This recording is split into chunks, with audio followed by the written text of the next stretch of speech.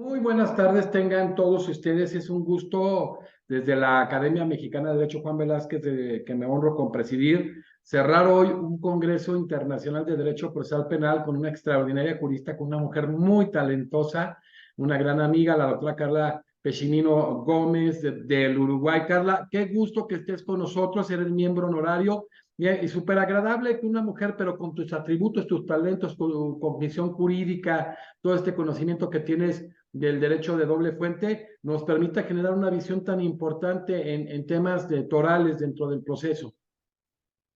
Muchísimas gracias por la invitación, muy feliz con ella y muy honrada de participar.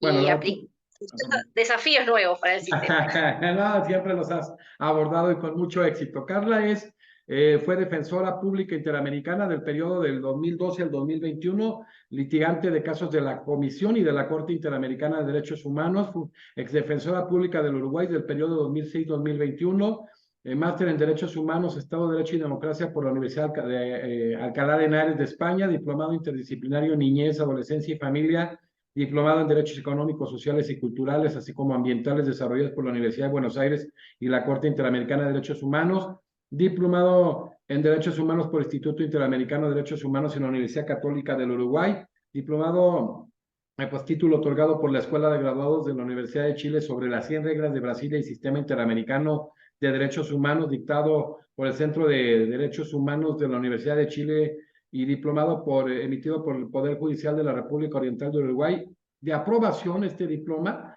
del curso de aspirantes a ingreso de la magistratura, muy importante. Esto es parte de la Institución Nacional de Derechos Humanos y Defensoría del Pueblo, pasó en comisión, septiembre del 2021 a la fecha.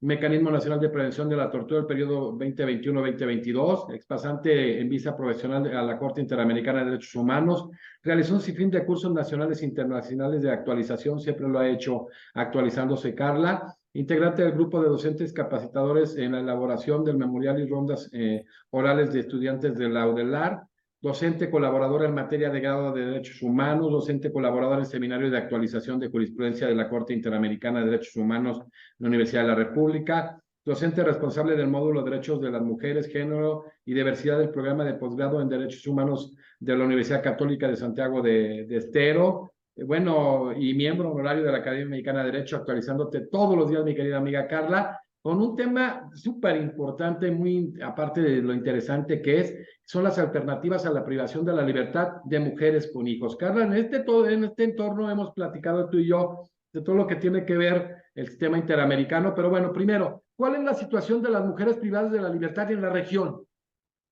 Sí, el tema elegido fue por eso, para visibilizar una situación que es de las mujeres privadas de libertad en nuestros países, sobre todo algunas que están embarazadas, en su mayoría son madres con hijos pequeños, jefas de hogar que están amamantando y conviviendo con sus hijos en las cárceles, donde pasan estos niños su primera infancia. No podemos dejar de advertir que este es un grupo estructural e intersectorialmente discriminado, ya que estas mujeres generalmente están atravesadas por situaciones de pobreza, generalmente son mujeres pobres, con escasos recursos, con escasos estudios, con bajos niveles de educación y también con baja tasa de peligrosidad. Según un informe del Subcomité de la Prevención de la Tortura y otros tratos crueles, inhumanos y degradantes, que es del 2016, el número de mujeres y niñas privadas de libertad varía entre un 2 y un 9% a nivel mundial. Evidentemente estamos hablando de un número relativamente pequeño si comparamos con la población masculina. Sin embargo, este grupo tiene características especiales que requieren que se haga un abordaje diferenciado y además tengamos en cuenta que en estos últimos tiempos ha crecido exponencialmente las mujeres privadas de libertad en nuestra región. Hay varios estudios que todos son coincidentes, que el número de mujeres en prisiones creció un 53% desde el año 2000, mientras que el número de hombres un 20%, siendo los países donde más creció en Brasil, Guatemala, El Salvador. Entonces, tenemos que preguntarnos las causas, ¿no? Y esto genera determinados problemas, ya que primero las prisiones fueron construidas con una lógica masculina, Y entre otras cosas, hay poco espacio para las mujeres, por lo que genera muchas situaciones de hacinamiento, además de los impactos sociales y familiares diferenciados que después los vamos a analizar. En Uruguay la situación es similar a la región, ¿no? Hay un informe del comisionado parlamentario, que es el comisionado que informa a todos los legisladores, que señala que hace un estudio en el 2020, del 2020 al 2021, de septiembre a septiembre, la población femenina, la población privada de libertad creció un 9%, mientras que las mujeres privadas de libertad creció un 26%. Y esto no es casual. Esto obedece en Uruguay específicamente a una política pública que modificó la legislación y endureció las penas para determinados delitos.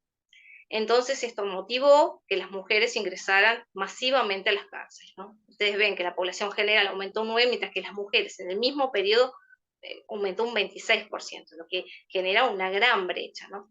Esto se debió a que, por ejemplo, la privación de libertad para el ingreso de pequeñas sustancias, no estamos hablando de ingreso de pequeñas sustancias, incluso puede ser marihuana, que en Uruguay es una sustancia que nunca se pena el consumo, pero además es una sustancia de venta regulada en farmacias, se han permitido los clubes canábicos con determinadas características.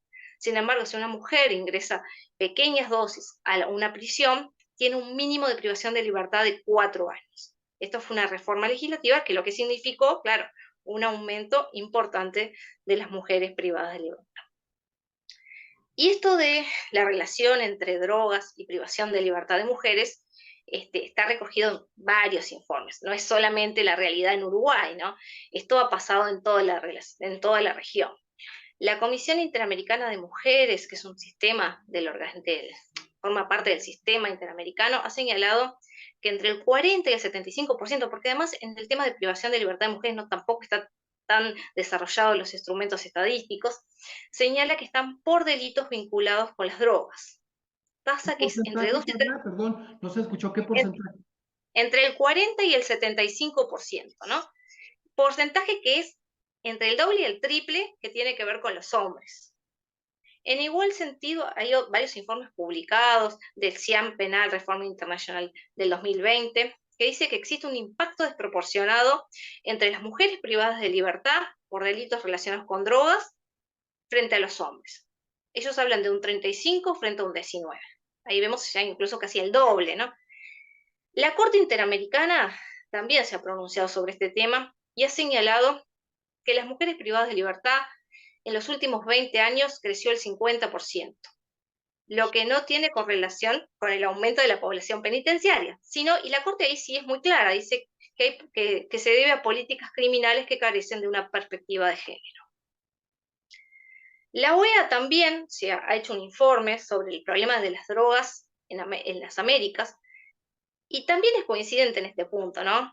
Que el endurecimiento de ciertas políticas antidrogas en la región impone penas privativas de libertad a la participación femenina en el delito, Sí. pese a que en general estamos hablando de mujeres que ocupan roles secundarios, son portadoras humanas, microtraficantes, y muchas veces obedece a penurias económicas y personales y familiares.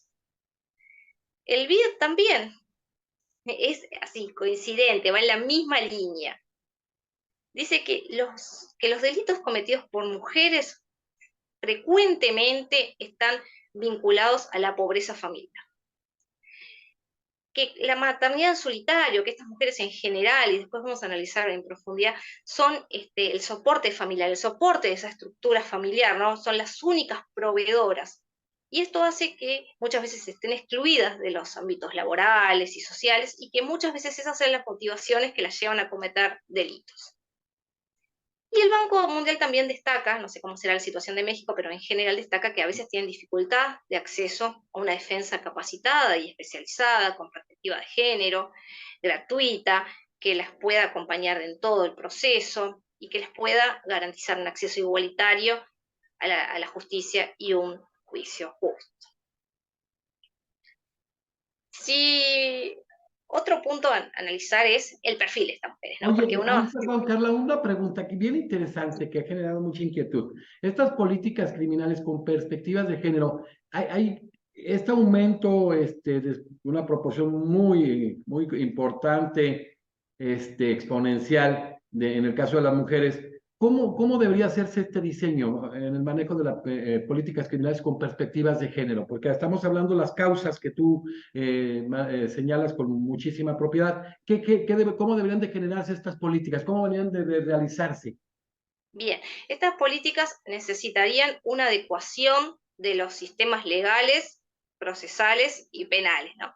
Estos estándares, por obligación de los estados, ¿no? Todos los estados ratificantes de la Convención Americana adquirieron obligaciones de respeto y de garantía.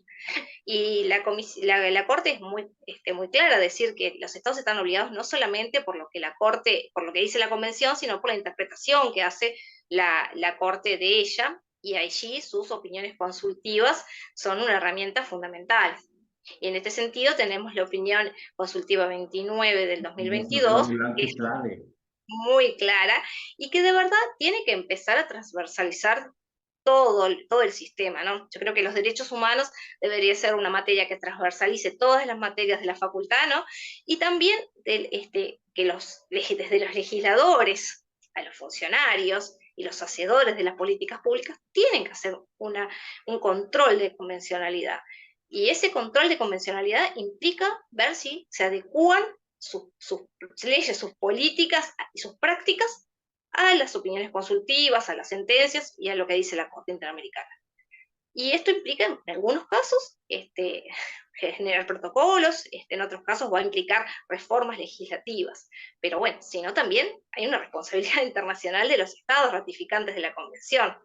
Entonces, en clave de derechos me parece que es como fundamental centrarnos que esto es una obligación de los estados, ¿no?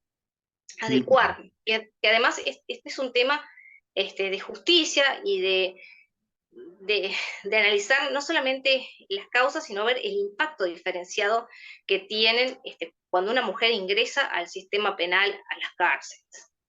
En general, estas mujeres, y todos los estudios también, te cuento José Jesús, sí, son totalmente. coincidentes en que estamos hablando de mujeres pobres, ¿no? Las que ingresan al sistema son mujeres pobres.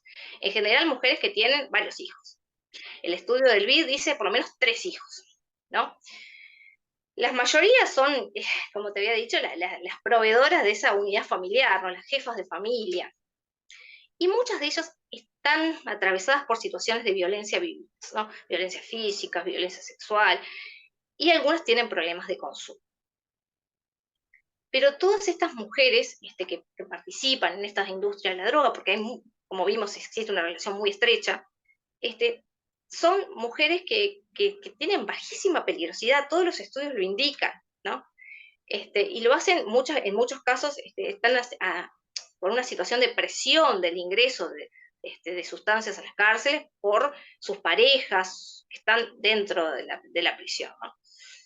Esto también en Uruguay lo ha comprobado el comisionado parlamentario. El comisionado parlamentario no solamente hizo, como te conté, un estudio cuantitativo, sino cualitativo, analizó, entrevistó a las mujeres que están privadas de libertad y llega a las mismas conclusiones. Mujeres que terminaron la escuela primaria solamente, que empezaron el liceo y primero y segundo año de secundaria, digamos, y han repetido, no han podido continuar sus estudios, no tienen acceso al mercado laboral o lo tienen muy intermitentemente y son las proveedoras de su familia. Y no sé, el comisionado lo que hace es a veces relatar con historias de personas, ¿no? Que está muy bien el informe en ese punto, y yo voy a tratar de traer una historia cortita para poner el impacto que tiene, ¿no? Una chica que ingresa a la prisión con 18 años. Fue madre a los 15 del primer hijo de 3. Ingresa con un bebé de un mes y medio, con problemas respiratorios, ella no tenía trabajo, en fin, por supuesto, todos los estudios que te hacen sobre peligrosidad, todos daban muy baja, y esta mujer ingresa y tiene una sentencia de 3 años. Cuando pregunta, bueno, dice, sí, yo intenté pedir un juicio, lo que pasa es que me informaron que no existe otra posibilidad. Y es real, en Uruguay, el ingreso, por ejemplo, de sustancias a la cárcel tiene una pena mínima de 4 años, si es un delito realizado un poquito menos si es un delito tentado, ¿no? Pero vos imagínate que 4 años por eso. Entonces, es necesario, y de hecho hoy por hoy en Uruguay se están valorando 3 o 4 proyectos de ley que intentan remediar esta situación, ¿no? Para, bueno, un poco adecuarse a los estándares internacionales. Bien, ¿por qué es importante esto? ¿Por qué tenemos que tener en cuenta qué diferencia hay cuando una mujer ingresa? Porque el impacto que tiene en los niños y en la familia es diferente, ¿no? La mayoría de estas mujeres son mujeres jóvenes y son madres de varios hijos, como dijimos. Y este encierro tiene un impacto devastador, no solamente en estos niños, sino también, no solamente en las madres, digo, sino también en los niños, ¿no? Esos niños que vos imagínate que se ingresan, son niños que pueden ser más o menos hasta los 4 años, cuando son en esa edad y no tienen otros familiares afuera, ingresan con sus madres, y viven su infancia, su primera infancia, dentro de la cárcel, con una lógica carcelaria, por más que sea lo mejor posible armada y todo lo demás, están en una prisión, ¿no? Con horarios, con un cierto régimen, si poder salir al exterior, o sea, si tienen que ir a determinados, a la escuela, lo que sea, los tiene que llevar una camioneta, o sea, veamos ese impacto que tienen en las niñeces, el impacto que tiene para toda la vida de los niños, ¿no? Sí, claro. Este, por otro lado, las mujeres, todos los informes son coincidentes que tienen poquitísimas visitas.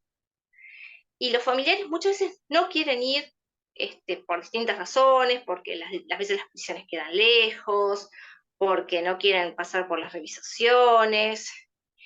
Entonces, estas mujeres quedan totalmente aisladas, a veces con sus pequeños hijos y con muchas dificultades en la vida cotidiana y carcelaria, porque cuando son cuidadoras muchas veces no pueden acceder a, a los espacios laborales que existen en las cárceles o para estudiar porque están cuidando a sus hijos, en fin.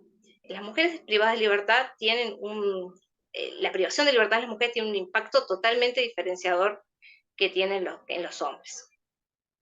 Por lo tanto, también se requiere que las políticas públicas, las prácticas judiciales, las leyes tengan esa mirada diferenciada y tengan en cuenta eso. La Corte Interamericana ya lo venía diciendo antes de la opinión consultiva, y en la opinión consultiva como que lo desarrolla, ¿no? En el caso Loaiza Tamayo versus Perú, ya la Corte decía que el límite que tienen los estados es cumplir con el 5.1 y 5.2 de la Convención. Por lo tanto, deben garantizar a toda persona que esté privada de libertad el derecho a la vida, a la integridad física, y que sus condiciones de detención, exacto, sea compatible con la dignidad, ¿no? El concepto de dignidad la Corte lo pone como eje central. Lo mismo las reglas de Mandela, que son de aplicación en este punto. La regla número 1 dice, bueno, todas las personas, todos los reclusos, tienen que ser tratados con el respeto que se merecen su dignidad, que es un valor intrínseco de todos los seres humanos. Y este respeto de la dignidad está vinculado con el principio de igualdad y no discriminación, ¿no? La Corte le impone obligaciones específicas a los estados frente a determinados grupos, como es las mujeres embarazadas, las mujeres que están amamantando, las mujeres que están en prisión y son madres, están con sus hijos o tienen sus hijos afuera. Y el Estado, si no cumple, es responsable, ¿no? Es responsable internacionalmente, porque muchos comportamientos de los que hoy se están haciendo pueden considerarse un trato cruel, inhumano o degradante. Hay muchas prácticas que después las vamos a ir analizando, que no sé en México cómo estará, pero en Uruguay algunas de ellas se aplican. Podrían eventualmente llevar la responsabilidad internacional del Estado. Claro. La Corte, en la opinión consultiva, analiza este principio de igualdad y no discriminación, señalando, bueno, los 2 puntos que tiene el concepto, ¿no? Igualdad, como abstención de dañar, o sea, los estados no pueden tener diferencias de trato arbitrarias con las personas privadas de libertad, pero además tienen obligaciones positivas de crear condiciones reales, de igualdad real, frente a estos grupos que han sido históricamente discriminados. Entonces, con este punto, el Estado no es que, bueno, dice, bueno, yo no daño, No, tengo que crear condiciones para revertir esa situación cuando las personas privadas de libertad sabemos que están en una condición de desigualdad estructural. Y en este sentido, lo que la Corte analiza, bueno, sí, todas las personas privadas de libertad constituyen un grupo vulnerable. Todas porque es evidentemente que son un grupo que está en una situación especial de vulnerabilidad. Ahora, dentro de ese grupo macro, hay pequeños grupos que tienen situaciones especiales que requieren también medidas especiales por parte de los estados. Los estados, para determinados grupos privados de libertad, como son más proclives a sufrir un trato arbitrario, un trato discriminador, a sufrir tortura o un trato cruel, inhumano, degradante, la Corte tiene que tomar medidas especiales.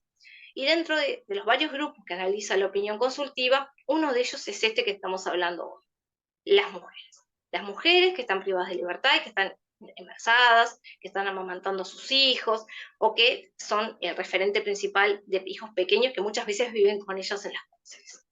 Y la Corte dice, tomar medidas especiales para estos grupos de ninguna manera puede considerarse una discriminación. Y además esto es compatible con las reglas de Mandela.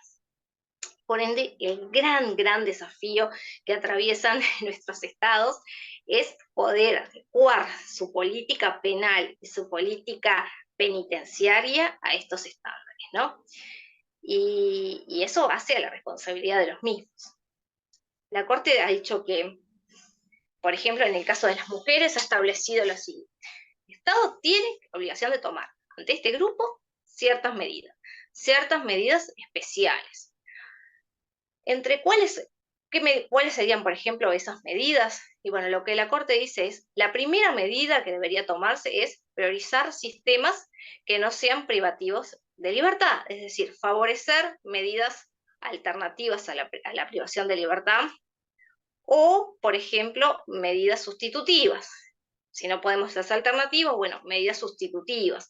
Por ejemplo, el uso de tobilleras, el arresto domiciliario, ¿no? Porque entiende la Corte que estas mujeres no generalmente son delitos leves, no implican un gran problema de seguridad para el Estado. Entonces, las medidas que tienen que ser proporcionales. Entonces dice, bueno, la primera medida es dar prioridad, la primera medida que deberían tener nuestros sistemas penales, procesales, es dar prioridad a medidas alternativas. Esa es la primera, o sustitutivas. En caso de que no, bueno, la segunda es medidas sustitutivas, es decir, puede ser un arresto domiciliario, puede ser el uso de determinados dispositivos. Ahora bien, cuando esto no pueda darse, porque bueno, hay delitos más graves, hay situaciones especiales, y una mujer en estas condiciones deba ingresar al sistema penal, los estados y su política penitenciaria también le da deberes al Estado, también tienen que cumplir con los estándares que la Corte establece. Y lo que la Corte dice, y es bastante, va desarrollando todos los estándares en su opinión consultiva, lo primero es que, bueno, las prisiones tienen que estar separados los hombres de las mujeres. Claro. Eso parece como una cuestión básica. Pero además tiene que darse un espacio para las mujeres, ¿no? Porque muchas veces en las prisiones quedan en espacios muy pequeños, muy reducidos, y tengamos en cuenta que algunas están embarazadas y tienen que dormir determinado tiempo, otras están amamantando, otras están con los pequeños, o sea, las prisiones, si vamos a ingresar, si no, no hay más remedio que una mujer en esta situación ingrese a una cárcel, tiene que tener un espacio adecuado para estas mujeres en esta especial situación de su vida, y también para cuando ingresan los niños, ¿no? Tienen que tener la infraestructura necesaria, los establecimientos. Con espacios para que tengan el aire libre, que puedan los niños estar, jugar, desarrollar su vida lo más parecido a la afuera. Después la Corte dice que están prohibidas las medidas de aislamiento y coerción física. En este punto, evidentemente, acá tenemos otra vez el 5.2, ¿no? Ese es todo el proceso administrativo, o sea, las mujeres privadas de libertad que cometan alguna falta, bueno, para aplicarles una sanción hay que realizar, como cualquier persona privada de libertad debería, un proceso administrativo claro, transparente, donde puedan tener acceso a una defensa adecuada, ¿no? Donde se cumplan con las garantías del debido proceso. pero a su vez la sanción que surja eventualmente de ese proceso administrativo no puede ser cualquiera, es decir, no se puede aplicar aislamiento a estas mujeres, sobre todo si están con sus hijos en cárcel, imagínate. Tampoco se podrían, y esta es una práctica que a veces se utiliza, disponer los traslados a prisiones más lejanas. Ni te digo separarla del niño y al niño y la madre, serían prácticas muy parecidas a un trato cruel, inhumano y degradante. Claro. Entonces están prohibidas. Pero tampoco la Corte permite no estaría dentro de los estándares los traslados de las mujeres embarazadas o recién paridas con esposas. Y esto es una cosa que muchas veces se da en toda la región. Esta es una práctica que está prohibida. O sea, la Corte dice, en esta especial situación de la vida, no es posible que el Estado para eventual riesgo de fuga, digamos, que es lo que podría ser, no cuente con otras medidas menos lesivas, ¿no? Imagínate la mujer recién parida con amamantando a su bebé, trasladada esposada para parir, o estar esposada en la cama. Esas son medidas totalmente prohibidas que la política penitenciaria las tendría que erradicar. Otro de los puntos que nos pone como deberes a todos los operadores del sistema, porque en definitiva los operadores del sistema somos los que tenemos que hacer valer todos estos estándares, ¿no? Ya sea con las denuncias, ya sea con siguiendo muy de cerca a las personas que están privadas de libertad. Otro de los estándares que dice la Corte, bueno, estas mujeres, también por su especial situación, porque son mujeres que pueden quedar embarazadas, porque pueden estar en un periodo de parto o posparto, necesitan acceso a la salud sexual y reproductiva, pero un acceso sin discriminación, con un consentimiento de todas las prácticas informado, siempre respetuosos de la dignidad de esta mujer, ¿no? Que todos los procedimientos sean por personal que esté capacitado, y que también existan los mecanismos para que, si no pasa esto, se pueda denunciar, ¿no? Y se pueda hacer un proceso adecuado. Las mujeres que están privadas de libertad tienen derecho a un trato digno y respetuoso, y en cuanto a su salud sexual y reproductiva, en cuanto a la atención obstétrica, y eso es un pilar fundamental, y todos los exámenes y todos los procedimientos a que sean sometidas deben satisfacer las exigencias de privacidad, confidencialidad y dignidad, igual que el resto de la población en general. Y esta es una obligación del Estado que tiene que cumplir, ¿no? Otro punto cuando estamos ante estas mujeres en esta especial situación es la alimentación adecuada, la atención de salud, tanto para ellas como para los niños que viven con ellas, en el embarazo además. Esto, bueno, no solamente que dispongan de los bienes y servicios igual que el resto de la población, sino que como están privadas de libertad, tiene que haber su sistema de guardias 24 horas que puedan acudir, que puedan ser informadas, por ejemplo, de los procedimientos que le van a hacer a sus hijos, de las situaciones que están, que puedan entender, que puedan expresar también su consentimiento. Y para esto se requieren que se protocolicen los sistemas de actuación, ¿no? Y eso es que se protocolicen en función de los deberes del Estado de garantizar estos derechos. Y cómo proceder en caso de que alguno de estos estándares no se cumpla. Y ahí está muy desarrollado el rol del defensor que tiene que cumplir, ¿no? Que tiene que hacer checklist de si se cumplen o no y acudir a los sistemas de justicia cuando no se cumplan. Y además, velar por eso, ¿no? Porque esos son derechos que tienen estas mujeres que están privadas de libertad. Por lo tanto, es indispensable que todos nuestros sistemas establezcan, digamos, mecanismos sencillos, eficaces, independientes para presentar estas denuncias. Digamos que estas mujeres están privadas de libertad, que tienen miedo, que no saben a veces a quién recurrir, que no siempre se pueden comunicar con su abogado. Entonces, eso debe protocolizarse, debe haber criterios específicos en las políticas carcelarias y penitenciarias y dentro de los sistemas penales, mecanismos donde las mujeres puedan presentar esas denuncias y donde se siga el debido proceso y se las escuche y después eventualmente se sancione si hay responsabilidades en este punto. También, y no menor, es el caso de la violencia obstétrica. que se defina, que se tipifique, también que las mujeres puedan denunciar como lo puede hacer la población en general. Otro punto que la Corte entiende como un estándar así que compromete a los estados es que si decide ingresar a una mujer, no solamente alcanza con el espacio, con el acceso a salud, también tiene que tener acceso a higiene, agua potable, eh, a todos los artículos de higiene para sí y para su bebé, sobre todo en esta especial etapa que muchas veces están en un periodo postparto, con bebés recién nacidos, tienen que brindarle la cantidad de pañales necesarios, la ropa adecuada para los niños, según la temperatura, que los niños tengan, como dijimos, una condición edilicia adecuada para poder desarrollar muchas veces su primera infancia en la cárcel y que tengan esos sistemas. Y por último, lo que la Corte centra también es en que estas mujeres se les garantice el contacto adecuado con el resto de la familia, sobre todo con sus hijos que están extramuros. Y esta es una obligación de Estado. Muchas veces las mujeres privadas de libertad quedan solas, sus hijos son entregados a otros familiares que no los llevan, o institucionalizados algunas veces, ¿no? En organismos de protección del Estado, donde a veces es muy caótico, muy difícil gestionar las visitas. Las cárceles tienen que tener espacios adecuados para que se puedan dar esas visitas, ¿no? Tienen que, por supuesto que el ingreso a un niño a la cárcel es preferible tiene que ser cuando son pequeñitos y siempre que para ese niño sea en su interés la mejor opción. Pero si no, si su mejor opción es afuera, que pueda visitar y que pueda permanecer tiempo con su madre para fomentar el vínculo, ¿no? Porque muchas veces pierden.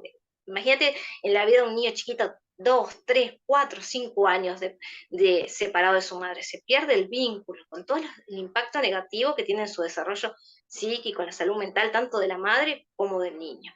Por lo tanto, establecer mecanismos para favorecer esas visitas, para asegurarlas, para permitir esa continuidad del vínculo, es un derecho de estas mujeres, pero es una obligación también del Estado. Y esto es compatible con todo lo desarrollado en las reglas de Bangkok.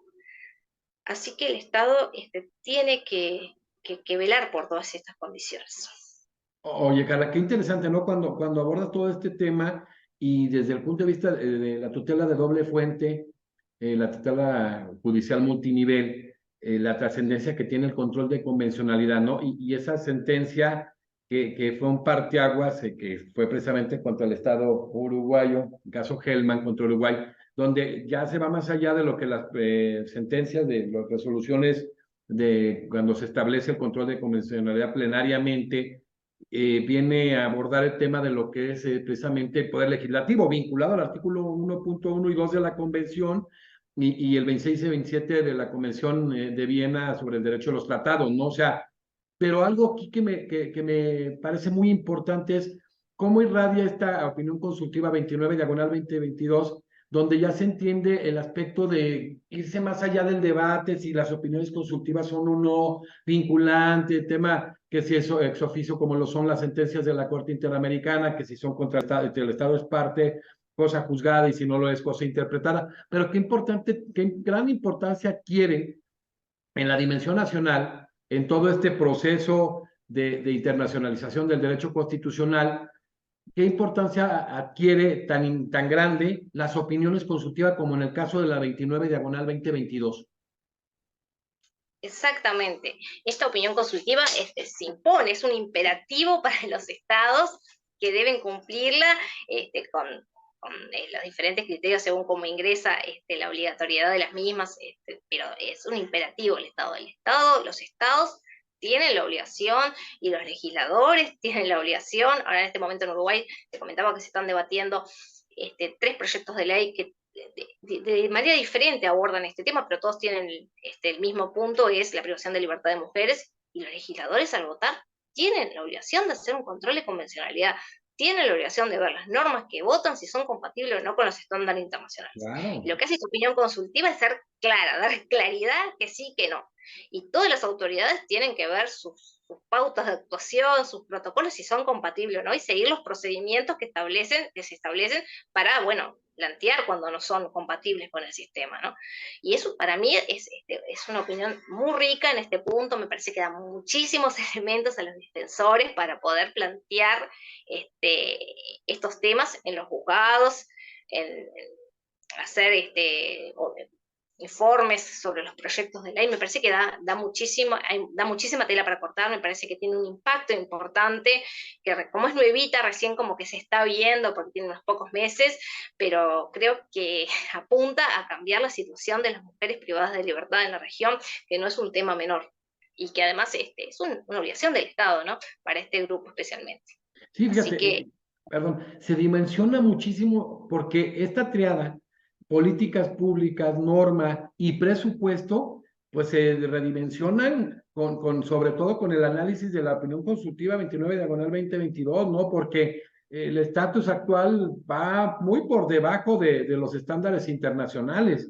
Y entonces, y vaya, políticas, como ya lo dijiste tú, penales, procesales, todas estas políticas públicas que tienen que ir de la mano con manejos presupuestarios.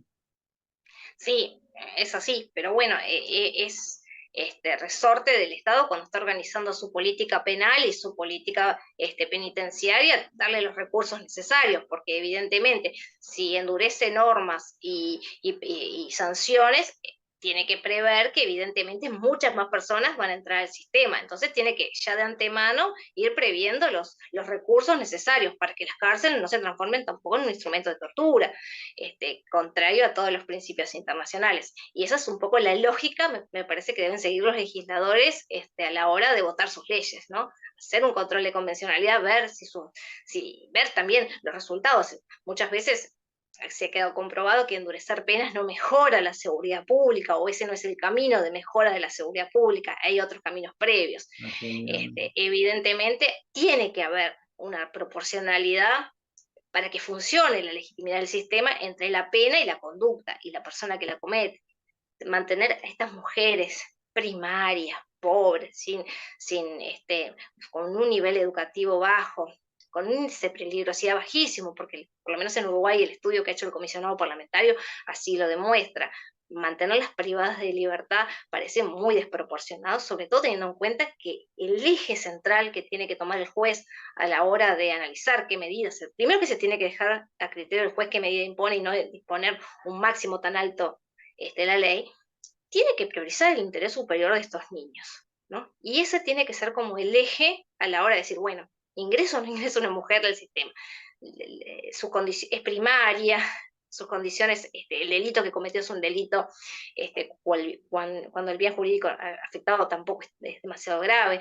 Entonces, pongo una medida privativa de libertad. Bueno, antes de tomar esa decisión hay que ver el interés superior del niño, que es el que debe regir en todo caso, porque el impacto desproporcionado que tiene en la vida de estos niños es muy grande también. Y creo que es un elemento que se tiene que tomar en cuenta y que se tiene que empezar a incorporar en los juicios cotidianos, ¿no? Pero es un gran desafío para las defensas, ¿no? Porque además, no sé cómo será en México, pero muchas veces están como separados, bueno, derecho procesal, derecho penal, procesal penal, derecho civil, y los derechos humanos tienen que empezar a permear todo el sistema, ¿no? Todo, Y estos totalmente. estándares tienen que hacer pensar a todos, y tienen que, desde los legisladores hasta los aplicadores, los diseñadores de las políticas públicas. Las No. políticas públicas, las políticas penitenciarias tienen que pasarse por el por la comisión, por la Convención Americana y por todos los estándares que establece la Corte Interamericana. Y creo que eso aseguraría que el Estado cumpliera con todas sus obligaciones. Aquí tiene una especial y aquí especial atención el tema de la presión preventiva, ¿no? Con estos estándares internacionales, cuando hablamos de los principios de proporcionalidad, de legalidad, de presunción de inocencia, de necesidad, todos estos estándares que a final de cuentas en la presión preventiva han generado un verdadero caos, y conforme a la visión propia que tiene que dar con estos estándares, de la presunción de inocencia, que muchas de las ocasiones cuando se establece la prisión preventiva oficiosa con base a la gravedad del delito, que es totalmente inconvencional, empieza a generar un verdadero problema en esto del tema de los estándares internacionales. Exactamente, sí, sí. Y en Uruguay sobre todo que se han cerrado un poco los mecanismos para solicitar excarcelaciones, entonces la dificultad aún es más, en general son prisiones efectivas con la reforma del código, hay pocos escapes al sistema, por ende, por ejemplo, en Uruguay urge una reforma legislativa, ¿no? Porque si no la situación de las mujeres va a ir empeorando. Yo creo que se están valorando y bueno, veremos a ver qué pasa con el correr de los meses, ¿no? Pero es una preocupación que tienen todos los organismos internacionales y que es en todo el continente, no es un tema puntual de un país o de otro. Por lo tanto, el desafío es para todos nuestros sistemas de verdad que todas las autoridades realicen este control de convencionalidad a la hora de aprobar sus leyes, a la hora de analizar, diseñar e implementar sus políticas públicas, ya sea penales o carcelarias, ¿no? Y ver el impacto que tienen en grupos especialmente vulnerables, como son los niños, ¿no? Porque realmente cuando una mujer entra en una prisión, el impacto es terrible en toda la estructura familiar que esa mujer se soporte. Entonces se desmembra esa familia y genera un montón de complicaciones y de gastos al Estado también, ¿no? Porque uno dice a veces, bueno, tiene que tener presupuesto, pero también tener niños institucionalizados tiene un costo, es decir, nada es gratis. Entonces, mejor tratar de apoyar esa unidad familiar, generar una política pública que sea adecuada a esta realidad, sería mucho más beneficioso y además es un deber del Estado, ¿no? El Estado lo asumió, para eso ratificó la Comisión Americana. Claro, exactamente. Importantísimo, la verdad, este aspecto expansivo del control de convencionalidad y ahora con este tema tan importante de la internacionalización del derecho constitucional, la manera en que se ha venido estableciendo el bloque de constitucionalidad con los tratados internacionales de los cuales los estados sean parte, ha generado este tema de la tutela judicial multinivel, ¿no? Efectiva multinivel, y qué bueno haber cerrado contigo, mi querida Carla, mi querida doctora Carla Pechinino Gómez, una extraordinaria jurista. Hoy el cierre de este Congreso Internacional de Derecho Procesal Penal con expositores de toda nuestra región, materialmente de nuestra América Latina y de España, y que hoy pues cerramos, o sea, son de esos congresos que no quisiera cerrar nunca, pero qué bueno, por otro lado, cerrarlo con una jurista como tú, que ha tratado este tema desde la perspectiva de la defensa pública en el Uruguay, pero también desde la defensa pública interamericana, y eso es una visión muy diferente, muy completa, que nos permite tratar temas tan interesantes y tan importantes como el que abordaste hoy, como las alternativas a la privación de la libertad de mujeres con hijos, y ver esta visibilidad que debe tenerse todo el sistema interamericano, no verlo aislado, sino el manejo complementario, y entender de alguna manera este principio pro persona que maneja el artículo 29 de la Convención de la Americana sobre Derechos Humanos del Pacto de San José, y qué mejor que haberlo tenido contigo, que después vamos a ver si hacemos un seminario en estos temas, precisamente con algunos de los amigos que han estado litigando en el sistema interamericano, como lo eres tú, mi querida Carla. Muchísimas gracias. Muchísimas gracias por la invitación, sí, encantada de participar en seminarios para poner estos temas, los temas de los derechos humanos en el tapete y en este caso puntual visibilizar una cuestión que a veces no nos damos cuenta, ¿no? Porque son relativamente pocas en comparación con los hombres, pero el impacto que tiene la privación de libertad de las mujeres es demasiado importante como para no tener en cuenta. Muchísimas gracias por la invitación y espero nada, aportar de generar esto, un debate y de impulsar a nuestros países, a nuestros sistemas, a nuestros abogados a presentar, a basarse en las opiniones consultivas, en las sentencias de la Corte, a empezar a fundamentar en diferentes materias en derechos humanos. Claro, hay Muchísimas una gracias por la sentencia invitación. que es un baluarte, la sentencia Tala Rifo y Niñas, que estableció el matrimonio igualitario, pero que establece perfectamente la manera en que se ha de interpretar el derecho interno con base ya sea en la interpretación administrativa, en la interpretación judicial, con base a la jurisprudencia de la Corte Interamericana de Derechos Humanos, y hoy abordando también el tema de la función consultiva de la Corte Interamericana de Derechos Humanos, que es sumamente importante. Pues bueno, Carla, muchísimas gracias, querida doctora. doctora Carla Pechinino Gómez, ex defensora pública interamericana, ex defensora pública del Uruguay, con esta doble visión tan importante que hoy la pudieron ver materializada en una extraordinaria exposición. Pues hoy cerrando este Congreso Iberoamericano de Derecho Procesal Penal, con unos temas extraordinarios y con visiones muy, muy completas de juristas de la más alta talla de nuestra Iberoamérica. Muchísimas gracias a todos ustedes. Nos vemos en el siguiente congreso, que va a ser un Congreso México-Guatemala, y posteriormente en un congreso también de esta misma estatura de derecho procesal penal, pero ya platicaremos con Carla y algunos otros defensores, exdefensores y defensores públicos interamericanos para hacer un pequeño seminario que generaría sobre todo muy importantes armas, no nada más para litigar el sistema interamericano, sino para hacerlo a nivel interno, a nivel nacional, con todo este tema del control de convencionalidad difuso, con todo este tema que ha surgido, primero con votos razonados de don Sergio García Ramírez y después con la primera sentencia que ustedes ya conocen, Almonacid Arellano contra Chile, y la primera sentencia donde se hizo vinculante el control de convencionalidad,